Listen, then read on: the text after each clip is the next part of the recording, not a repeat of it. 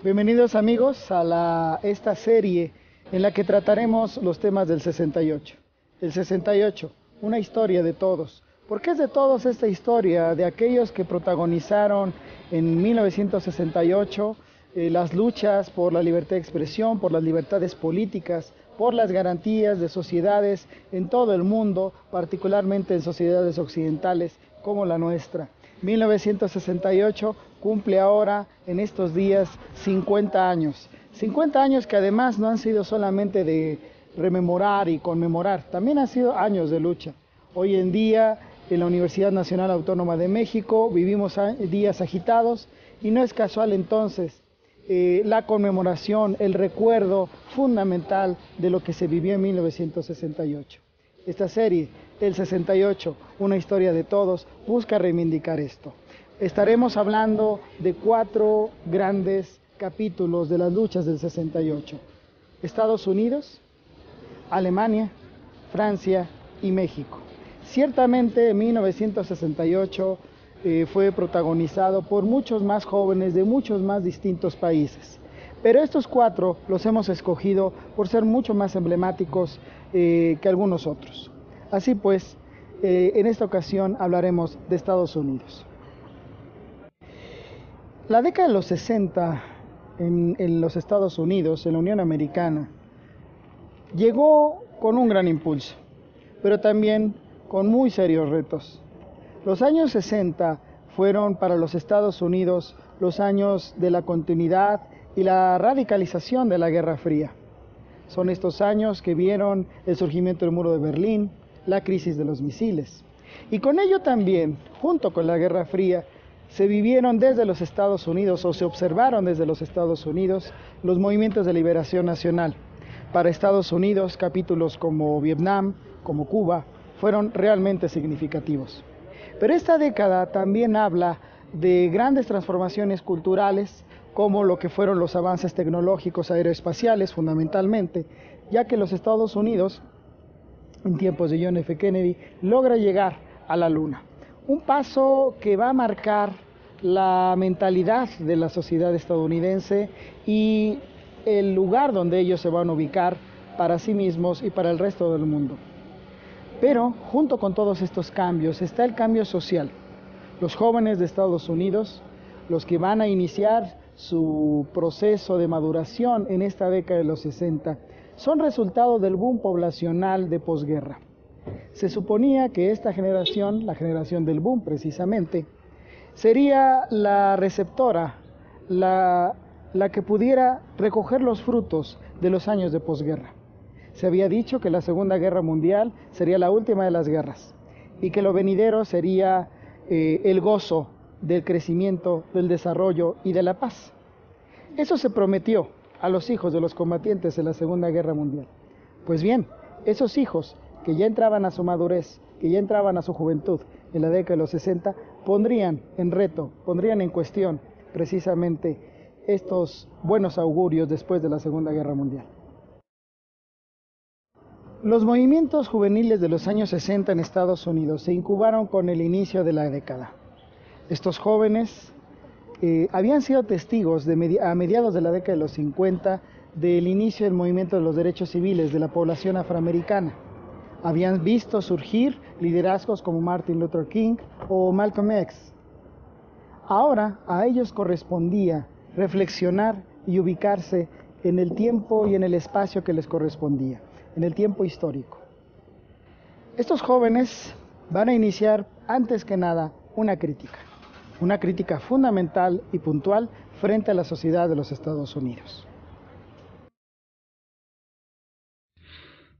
El primer y fundamental antecedente fue la aparición en 1960 de la Students for a Democratic Society, SDS, o Estudiantes por una Sociedad Democrática, formada por Tom Hayden y Alan Harvard, estudiantes de la Universidad de Michigan, junto con otros jóvenes de distintas universidades. Esta organización fue determinante para todo el movimiento universitario y juvenil en los Estados Unidos durante el resto de la década. La SDS entonces había surgido con la década misma.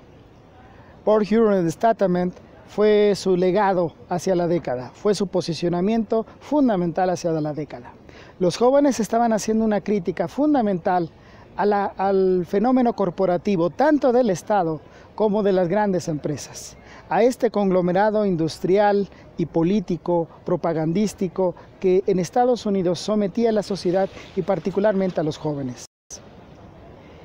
Los jóvenes lo que están haciendo es poner en el centro del debate al pueblo, que el pueblo recupere la democracia, fundamentalmente la democracia participativa. Están enfrentando, por un lado, al Estado y las corporaciones empresariales para decirle a la sociedad que el pueblo debe tener de nueva cuenta la palabra. Evidentemente, los jóvenes de la década de los 60, de inicios de la década de los 60, están emparentándose con las viejas tradiciones democráticas y libertarias de la Revolución de Independencia de los Estados Unidos, con Jefferson, con los Hijos de la Libertad, con estos primeros años en donde la democracia partía de esto, de un concepto participativo, de un concepto radicalmente popular. Luego de la aparición de Port Huron Destacament de la SDS en 1960, viene un momento muy importante, el lugar, la Universidad de Berkeley, año 1964. En esta universidad, como en muchas otras, evidentemente, los aires de cambio político, social, cultural, están obligando a los jóvenes a discutir, a debatir. La lucha de las ideas en las universidades era un fenómeno incuestionable e inevitable. Sin embargo, el rector de la Universidad de Berkeley, Clark Kerr, va a intentar prohibir esta libertad, va a intentar prohibir este flujo social que se está dando entre los jóvenes universitarios al prohibir que en la universidad no se hicieran ni se difundieran discusiones y temas políticos que eran en ese momento fundamentales y vitales. La comunidad estudiantil decidió tomar cartas en el asunto. Encabezados por el estudiante de filosofía, Mario Savio, los universitarios realizaron distintas acciones de protesta en contra de las medidas del rector Kerr, entre octubre y diciembre de ese año, lo que eventualmente sumó numerosas voluntades y terminó por revertir las decisiones oficiales. Lo importante a entender de lo que hicieron Mario Savio y los estudiantes de Berkeley es el paso que dieron de carácter organizativo, pero también con un claro posicionamiento político. Los estudiantes no se quedaron en la manifestación espontánea, no, decidieron formar la Free Speech Movement o Movimiento por la Libertad de Expresión. La iniciativa implicaba precisamente defender la libertad más esencial desde las revoluciones del siglo XVIII, la libertad de expresión. Sin la libertad de expresión, afirmaron estos jóvenes, no hay posibilidad de generar o de vivir otras libertades. Más aún cuando en los Estados Unidos de mediados de los 60 se vivían cambios que implicaban la participación necesaria de todos los ciudadanos, particularmente de esos que estaban abriéndose al fenómeno de la sociedad y de la ciudadanía, los jóvenes universitarios. La defensa de la libertad de expresión fue el segundo gran paso después del manifiesto de Port Huron para los jóvenes universitarios en Estados Unidos. Una siguiente etapa en el movimiento de los jóvenes universitarios en los Estados Unidos vendrá hacia 1965 y 1967. El tema, Vietnam. Vietnam había sido o se estaba convirtiendo en un tema fundamental para los jóvenes universitarios. Lyndon B. Johnson, presidente de los Estados Unidos después del asesinato de John F. Kennedy, va a autorizar el envío de tropas al país asiático. Esto va a afectar fundamentalmente a los jóvenes porque serán ellos las principales víctimas del reclutamiento forzado para ir a Vietnam.